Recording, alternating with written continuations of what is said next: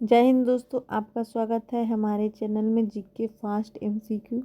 तो चलिए आज के इम्पोर्टेंट क्वेश्चन के साथ स्टार्ट करते हैं। आज का पहला क्वेश्चन है, शरीर से पसीना सबसे अधिक कब निकलता है, कब निकलेगा? जब तापमान अधिक होगा या हवा सूखी होगी? जब तापमान अधिक, हवा आर्द्र। जब तापमान कम या हवा आर्द्र। आर्द्र मतलब भींगा, नमी इसमें ज़्यादा होगा। जब तापमान कम और हवा सूखी, तो क्या होगा आंसर?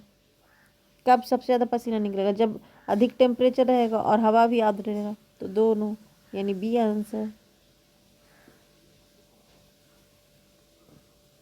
चलिए अगले क्वेश्चन पे चलते हैं। Which of the following chemical formula of quicklime, quicklime का फॉर्मूला बताएं कौन सा है? CaCO3, CaCl2 या Ca2HCaO। ये मैंने बताया है 2 दिन पहले भी। देखिए कि क्यूकलेमन है तो CaO होगा, और सैल्क लेमन बोलेंगे तो कैल्शियम हाइड्रोक्साइड इसको बोलते हैं CaOH2, यानी कैल्शियम हाइड्रोक्साइड। इसको सैक लेमन भी बोलते हैं, यानी बुझा हुआ चूना। और इसको कैल्शियम क्लोराइड बोलते हैं, इसको कैल्शियम कार्बोनेट बोलते हैं, CaCO3। ओके। ये जो क्यूक लेमन है ना, इसका यूज कहाँ पे होता है? सीमेंट को गाढ़ा करने में।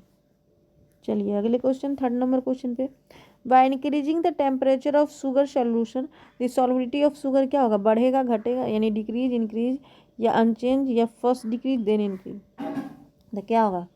ऑफ कोर्स बढ़ेगा। बढ़ता है क्यों? क्योंकि ड्यू टू इसका काइनेटिक एनर्जी बढ़ जाता है ना, वहाँ पे और पार्टिकल में बीच में जगह बन जाता है, तो फिर चीनी उसमें जगह लेके और घुसने लगता है। चलिए अगले क्वेश्चन, 4th नंबर पे, ऊंचाई पर खाना देर से क्यों बनता है? ईंधन का अभाव के कारण, पानी की घनत्व बढ़ जाता है, वायुमंडल दाब बढ़ जाएगा, या वायुमंडल दाब घट जाने के कारण? तो ऊंचाई पे जाने पे तो पता है सबको कि वायुमंडल दाब घटता है, इसलिए ऑप्शन डी। और वायुमंडल दाब घट जाता है तो नीचे तो इसीलिए उसमें ईंधन ज़्यादा लगने लगता है और बाहर से प्रेशर क्रिएट नहीं होता है। Direction of flow of heat between two body क्या होगा? There specific heat depend on किस पे होता है? तो स्पेसिफिक हीट पे, लैटेंट हीट पे, रिस्पेक्टिव टेम्परेचर पे, या रिस्पेक्टिव क्वांटिटी ऑफ हीट पे?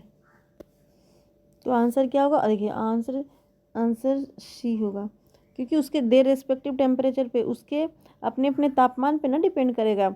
ऐसे हीट क्या करता है, कैसे फ्लो करता है? तो यानी लो हीट क्या करेगा? जब हाई हाई से लो की तरफ फ्लो करता है, हाई से लो की तरफ फ्लो करता है ना, हीट हो या हवा हो, हाई से लो की तरफ होता है फ्लो। तो ये अपने रिस्पेक्टिव टेम्परेचर पे पता चला, अगर हाई रहेगा तो लो की तरफ जाएगा, और लो रहेगा तो नहीं जाएगा, यानी respective temperature, option C. 6 number question पे आते हैं। 15 नवंबर 2000 को नए राज्य झारखंड के निर्माण के लिए बिहार में कितने क्षेत्र पहले लिए गए था? मतलब कितना क्षेत्र बिहार से अलग हुआ झारखंड का? 69,714 वर्ग किलोमीटर, 78,956 किलोमीटर, 85,236 किलोमीटर, या 87,415 किलोमीटर? तो कौन सा ऑप्शन होगा? ऑप्शन नंबर ए होगा, 69,714 वर्ग किलोमीटर। ठीक है। अब बिहार का टोटल एरिया कितना है? तो बिहार का बताइए टोटल एरिया कितना है? 94,163 किलोमीटर वर्ग किलोमीटर। ये मैंने पहले बताया, 94,163 किलोमीटर। चलिए अगले क्वेश्चन पे चलते हैं। 7 नंबर क्वेश्चन, अभी तक बिहार की कितनी बार राष्ट्रपति शासन लगा है? बिहार में कितना बार राष्ट्रपति शासन लगा? 7 बार, 3 बार, 8 बार, 5 बार? तो कितनी बार लगा है अभी तक? 8 बार लग चुका है। सबसे पहला बार कब लगा? फर्स्ट टाइम, ये इंपॉर्टेंट है, याद रखना। 29 जून 1968 से 26 फरवरी 1968। ठीक है। इस टाइम CM कौन थे? तो भोला पासवान थे। भोला भोला से याद रखिए, भोला पासवान थे। इनके टाइम में 3 बार राष्ट्रपति शासन लग गया, भोला पासवान के टाइम में। और 8वां कब लगा, यानी सबसे 8वां? तो 7 मार्च 2015 को लगा है। ठीक है। इस टाइम कौन था सीएम? तो राबड़ी देवी हमारी थी। चलिए 8 नंबर क्वेश्चन पे, who was the first governor of Bihar in independent और इंडिया में, मतलब पहला गवर्नर इंडिपेंडेंट इंडिया के कौन बना? श्री कृष्ण सिंह, जाकिर हुसैन, जयराम, दौलता राम या राजेंद्र सिंह प्रसाद, कौन बने हैं? तो ऑप्शन नंबर सी होगा आंसर, क्योंकि जयराम दौलता राम बने first governor of independence India. और एक चीज़, सबसे पहले मतलब कि जब 1 अप्रैल 1936 को बिहार और उड़ीसा अलग हुआ था, तो उस टाइम कौन गवर्नर था? तो जेम्स स्टेफन था, जेम्स स्टेफन। ठीक है। और अभी कौन से हैं 2024 में भी कौन है गवर्नर बिहार के? तो राजेंद्र विश्वनाथन है, राजेंद्र विश्वनाथन। चलिए अगले क्वेश्चन पे चलते हैं। क्वेश्चन नंबर 9, बिहार राज्य के महाधिवक्ता यानी एडवोकेट जनरल, राज्य के होते हैं एडवोकेट जनरल और केंद्र के होते हैं अटॉर्नी जनरल। तो अधिवक्ता के संदर्भ में बताइए। राज्य के महाधिवक्ता भारत के नागरिक होना चाहिए और 10 साल तक न्यायिक पद में रहना चाहिए, पहला ऑप्शन। सेकेंड ऑप्शन, राज्य के महाधिवक्ता को राज्यपाल द्वारा किसी भी समय हटाया जा सकता है, राज्यपाल द्वारा। और महाधिवक्ता को प्राश्रिम संविधान द्वारा निर्धारित नहीं है। तो बताइए कौन सा ऑप्शन सही है? तो ऑप्शन सी, तीनों सही है।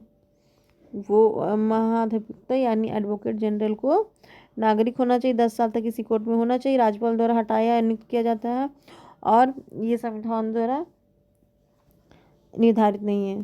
चलिए 9th नंबर क्वेश्चन हो गया। 10th नंबर पे आते हैं। नगर पालिकाओं में संवैधानिक दर्जा प्रदान करने वाला 74वां संविधान संशोधन कब प्रभावी में आया? तो कब आया? 1 जून 1993, 1 जुलाई 1993, 15 जून 1993, 5 जून 1993। तो आंसर क्या होगा? ऑप्शन ए होगा 1 जून 1993। देखिए 73वां संविधान संशोधन कब आया था? 1993 में ही, 24 अप्रैल 1993। इसीलिए इस दिन 24 अप्रैल को पंचायत से रिलेटेड कानून पास हुआ था, तो 24 अप्रैल को राष्ट्रीय पंचायती दिवस मनाया जाता है, इसीलिए। अगले क्वेश्चन पे आते हैं। Which state legislative council has become the country first digital house? UP, Bihar, Manipur या गुजरात? तो इसमें तो कोई डाउट ही नहीं, बिहार होगा, डिजिटल हाउस है। 12वां नंबर क्वेश्चन, बिहार विधानसभा में अनुसूचित जाति के लिए उम्मीदवारों की कितनी सीट है? अनुसूचित जाति के लिए कितना है, यानी अनुसूचित जाति एससी के लिए कितना है? तो 38 है। और एसटी के लिए 2 है। कहाँ कहाँ से 2 सीट याद रखना है? मनिहारी और कटोरा है। ठीक है, मनिहारी कहाँ पे? मनिहारी कटिहार और कटोरा बांका के। चलिए एक चीज़ और, बैटल ऑफ जो मनिहारी है, जो बैटल ऑफ मनिहारी था किसके किसके बीच में था? तो सिराजुद्दौला वर्सेस बंगाल के नवाब शौकत जंग के बीच में हुआ था, अक्टूबर 1900 नहीं 1756 में, 1757 के पहले एक साल। चलिए 13 नंबर क्वेश्चन पे, when did Baldev Sahay resign to the post of advocate general? Advocate general से बालदेव सहाय ने कब रिजाइन दिया? 1942, 13, 45 या 17 में? तो ऑप्शन ए होगा 1942 में उन्होंने त्यागपत्र दिया। क्यों? ड्यूरिंग उस time quite India movement start हो गया था, तो इसीलिए ने बालदेव सिंह ने एडवोकेट जनरल से अपना, क्योंकि उस टाइम ब्रिटिश रूल के अंदर था, इसीलिए उस टाइम क्वाइट इंडिया मूवमेंट को ज्वाइन किया और इनको छोड़ दिए। और क्वाइट इंडिया मूवमेंट कब स्टार्ट हुआ? 19 अगस्त 1942 से। 16 नंबर क्वेश्चन पे आते हैं। नवसंभोग बंदरगाह किस राज्य में अवस्थित है? कौन से? गुजरात, महाराष्ट्र, गोवा या तमिलनाडु? तो कौन से? महाराष्ट्र में है नवसंभोग। इसमें जवाहरलाल नेहरू पोर्ट भी कहते हैं।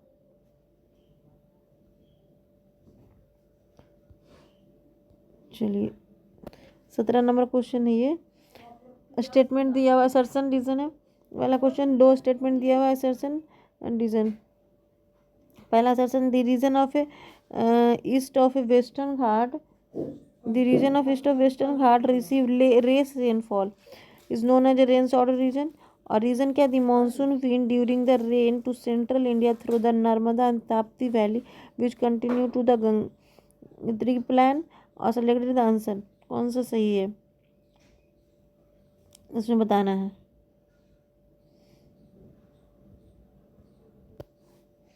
तो ऑप्शन क्या होगा, ऑप्शन देखिए आंसर इसका ए होगा, क्योंकि नहीं सॉरी ए नहीं बी होगा, क्योंकि दोनों असर्शन भी सही है रीज़न भी सही है, but the reason of a western जो घाट है यहाँ पर रेन शैडो एरिया पड़ जाता है, इसीलिए यहाँ पे कम बारिश होता है कंपेयर टू इस एरिया के। ठीक है, लेकिन जो monsoon wind during the rain central area ये इसका रीज़न नहीं है। ठीक है, तो ऑप्शन बी होगा।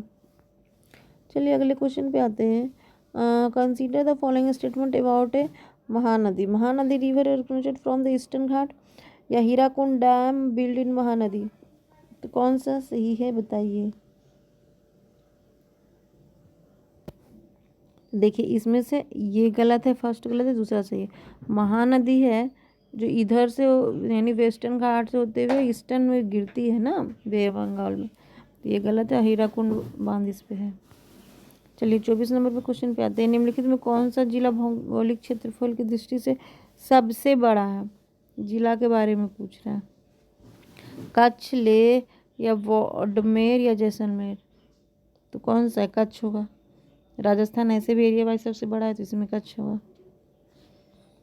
और लास्ट क्वेश्चन 25वां नंबर क्वेश्चन आज का है। Which of the following statement the content of a demand of a Gandhi Irwin pass pact. Gandhi Irwin pact से रिलेटेड कौन कौन सा सही है। All political prisoner were not involve in violence will be release कर दिया जाए, यानी जेल में जो बंद है जो पॉलिटिकल जो कैदी हैं उनको छोड़ दिया जाएगा। Those who resign from the government post during the moment will be री एम्प्लॉयड। जिसने अपना जो पद छोड़ दिया है आंदोलन के दौरान वो फिर से अपना पद ले लेगा, सरकारी पद। और Indian will able to sit on the dharna at the liquid shop. Indian will allow to manufacturing salt. तो कौन कौन सा सही है। स्टेटमेंट 1 2 1 3 2 3 1 2 4, यस सही चारों। देखिए ऑप्शन चारों सही है, चारों के लिए अलाउमेंट हो गया था गांधी इरविन पैक्ट में। कब हुआ था इससे रिलेटेड, तो 5 मार्च 1931 को हुआ था। किसके किसके बीच में, गांधी जी और इरविन था उस टाइम का वाइसराय, उसी के बीच में हुआ था। क्यों, क्योंकि दिल्ली दरबार में गांधी जी को जाने के लिए बोल रहा था। इसके बीच में एक और चीज़ है, दो महात्माओं का मिलन किसने बोला था, इस दो जो मीटिंग हुआ था, तो सरोजिनी नायडू ने बोला था। ठीक है,